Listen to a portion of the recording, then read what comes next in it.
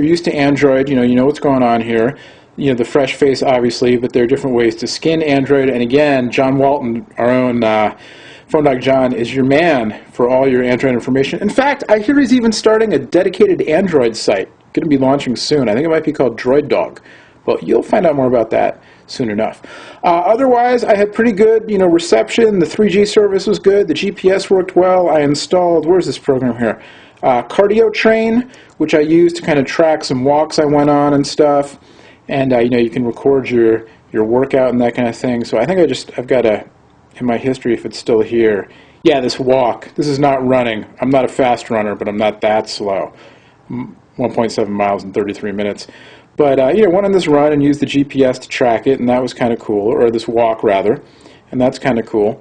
And just lots of stuff in the Android marketplace that you can download. More stuff coming soon.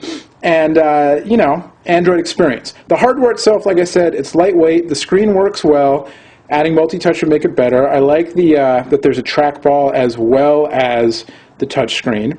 It's available in Merlot as well. And then, it comes, as we showed you in the unboxing video, with this crazy case. So this comes with the phone. We'll zoom out a little here so you can see the case. And it's got, compartments for all your stuff, and it comes with your audio dongle. I wish it had a 3.5mm headphone jack.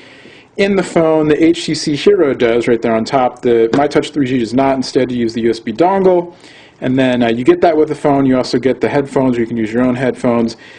The dongle has a mic built in, so you can use it as a headset as well. You get your little earpiece covers, whatever. You also get a carrying pouch, and of course the USB cable and the charger. But then you can do, T-Mobile's trying to push the customization, so you can get all these crazy accessories. You can get a car charger in white or black. You can get a docking station. You can get an extended life battery.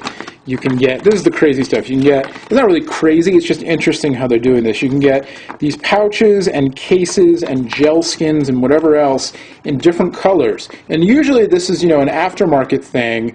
Different companies like whoever, iSkin and Contour and Marware and whoever else, make these cases, but T-Mobile's selling them direct. And then they also have these battery covers where you can customize them, make your own custom shells.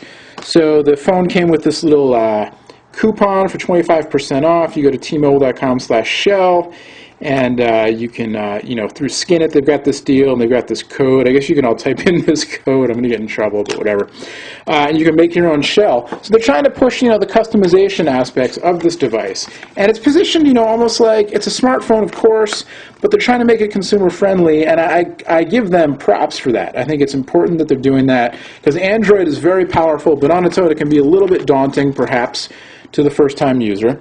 And, I think T-Mobile's done a nice job of trying to promote the user-friendliness, and because there's so many great things about it, especially if you use Google services, Gmail, and calendars and stuff. I love the way Android deals with the notifications, and I've got my weather widget with its ongoing notifications. I love that you can install widgets, and so you can long press and you can install not just a shortcut to an app, but also widgets that run in the background. I love all the power that's there in Android, and I think as we go forward, with supposedly all these Android devices coming out between now and the end of the year, and then also in early 2010, I think you'll see a lot more action in the Android market, many more apps coming out.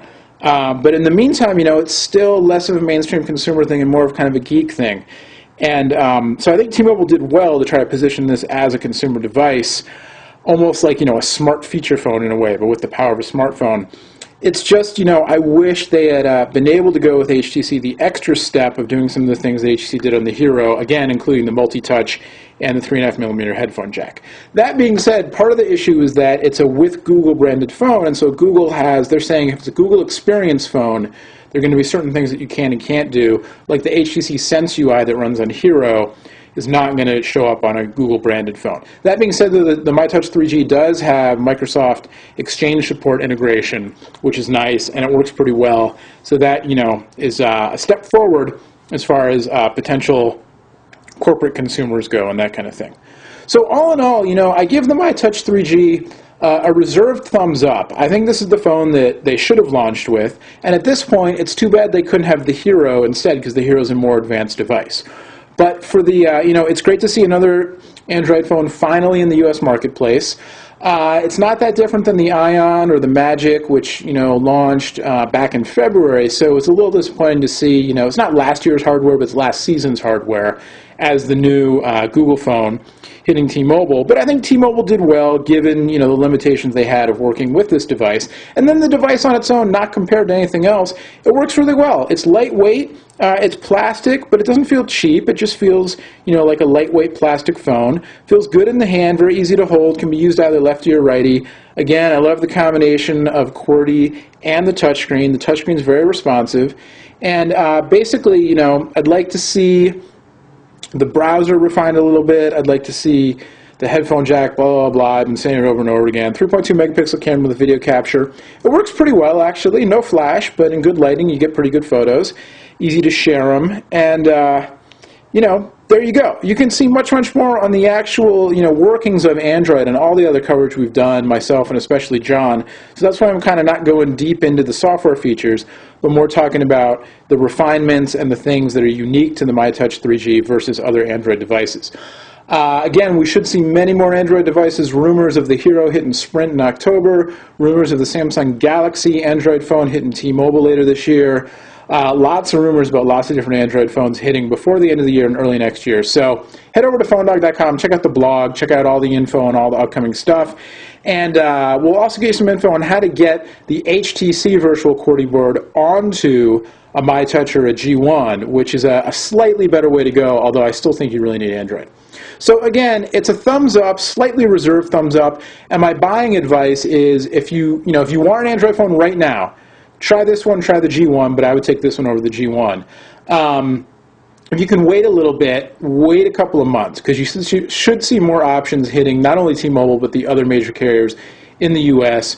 From other, HTC makes great devices, but it's always nice to have a range. So we should be seeing some Motorola, some Samsung, maybe that Sony Ericsson one that leaked out with the custom UI. Who knows? Should be an interesting fall and winter season in Android land. And again, droiddog.com coming soon for all your Android needs. The dedicated Android site from PhoneDog and our own PhoneDog John. Till next time, I'm Noah. Thanks for watching. There you go. We'll see you later.